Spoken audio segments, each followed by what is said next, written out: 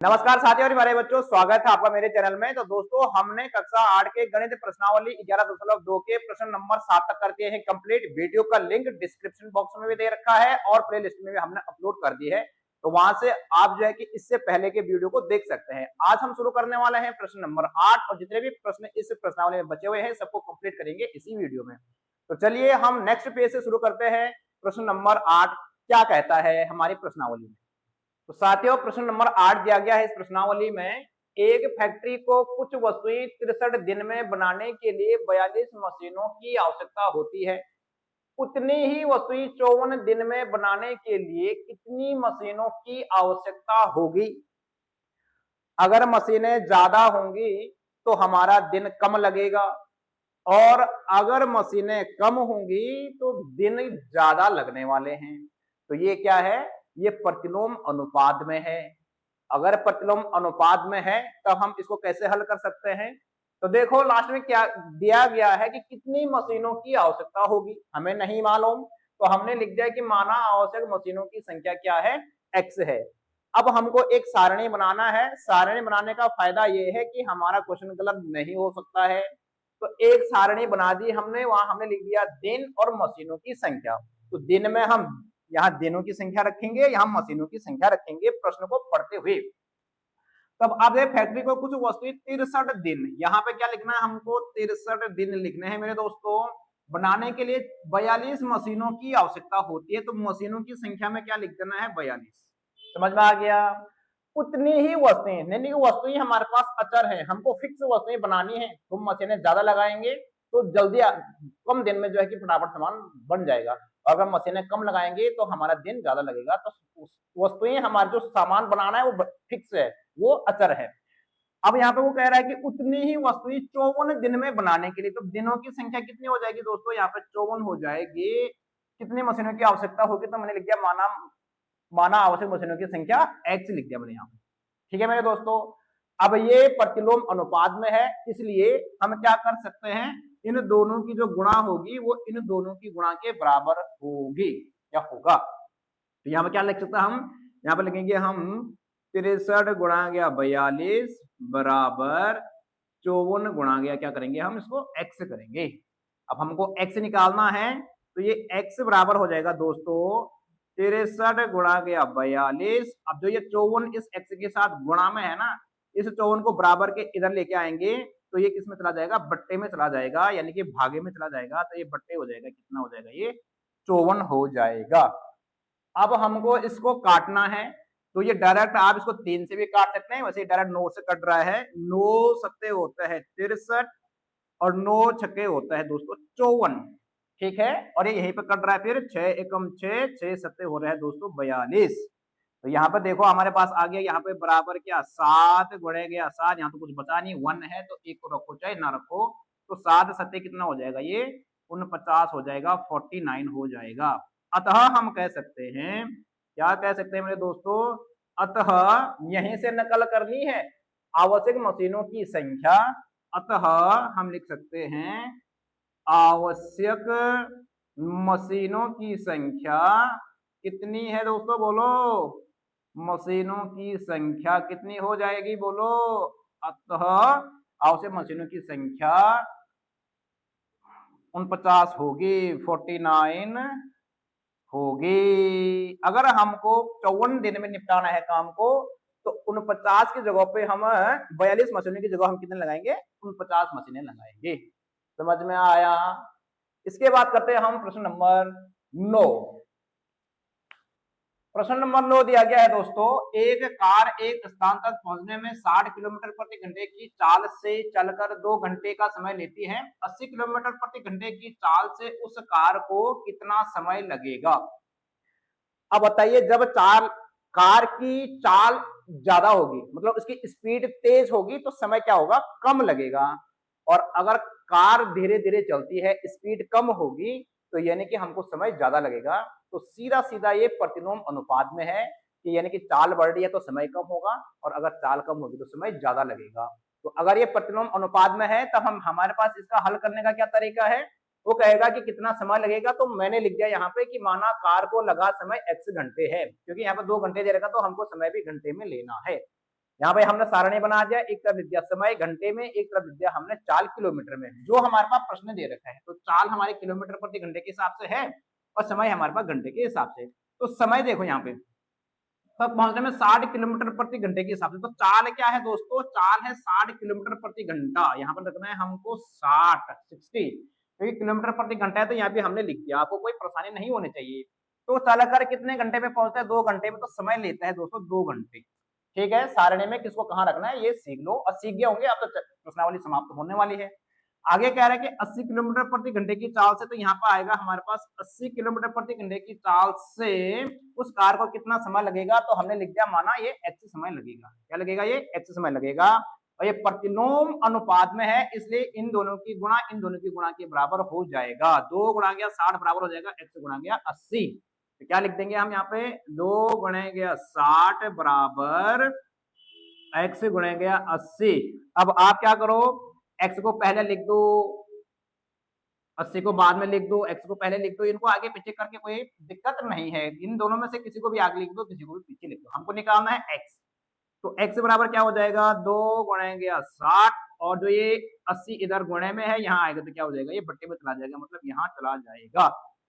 अब इस जीरो से ये जीरो कट जाएगा दोस्तों, 2 चौके यहाँ पर 8 हो जाएगा, और 4 2 दूनी 4 और 2 दिया क्या हो जाएगा, 6 हो जाएगा। तो ये आ गया हमारे पास 3/2।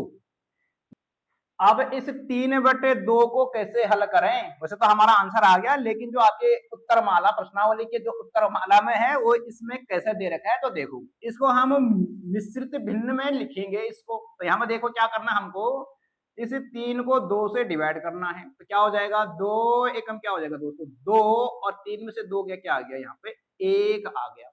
अब इसको रखना है हमको मिश्रित भिन्न में। ठीक है, मिश्रित भिन्न में रखना है, तो इसको कैसे लिखेंगे, यहाँ पर ध्यान से देखिएगा।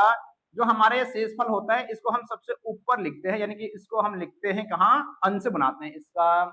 ठीक है, अब यहाँ पे ध्यान से देखना, हमारे पास जो भाज्य, जो यहाँ पे ये भागफल आया हमारे पास, इसको भागफल बोलेंगे ना, इसको रखते हैं हम यहाँ पे।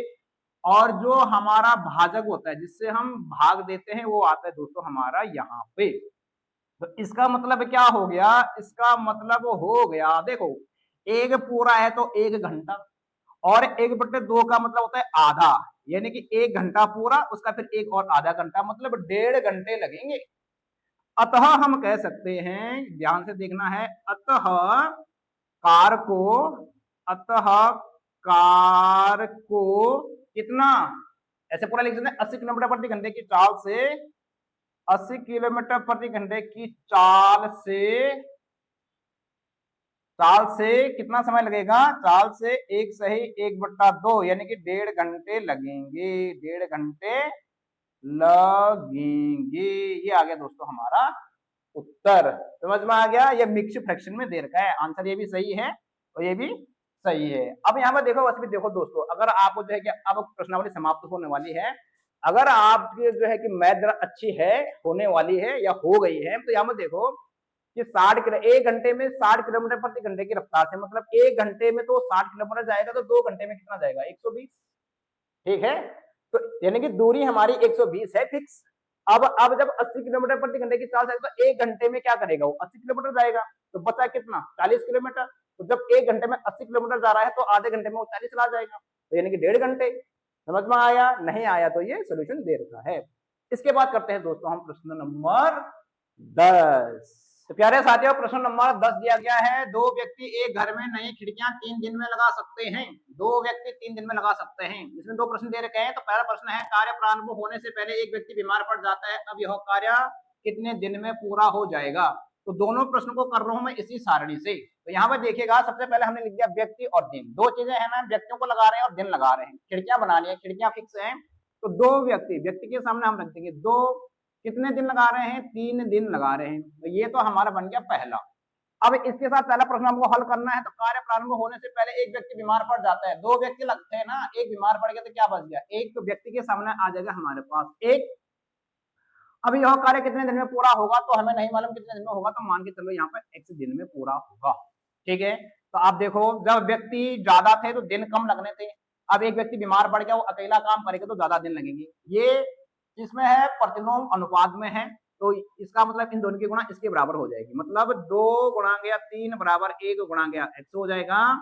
और इसको अगर हम आगे अप्लाई कर देते हैं तो 2 3 कितना हो जाएगा, ये 6 बराबर 1 की गुणा x से करेंगे तो ये x ही आएगा। अतः हम क्या कह सकते हैं, अतः क्या करेंगे हम कि कार्य पूरा होने में कितने दिन लगेंगे, अतः कार्य अब कितने दिन में पूरा होगा, अतः कार्य अब 6 दिन में पूरा होगा, 6 दिन में पूरा होगा। ठीक है मेरे दोस्तों, 6 दिन लगेंगे आप कार्य पूरा होने में, क्योंकि एकला काम कर रहा है बेचारा। अब दूसरा देखते हैं, एक ही दिन में, अब दिन हमको एक ही चाहिए तो दिन के सामने लिख देंगे हम यहाँ पे एक, कितने व्यक्तियों की आवश्यकता होगी हमें नहीं मालूम, तो मान लो यहाँ पर y व्यक्तियों की आवश्यकता होगी, तो ये पहला वाला था, यहाँ पर दूसरा देख लो।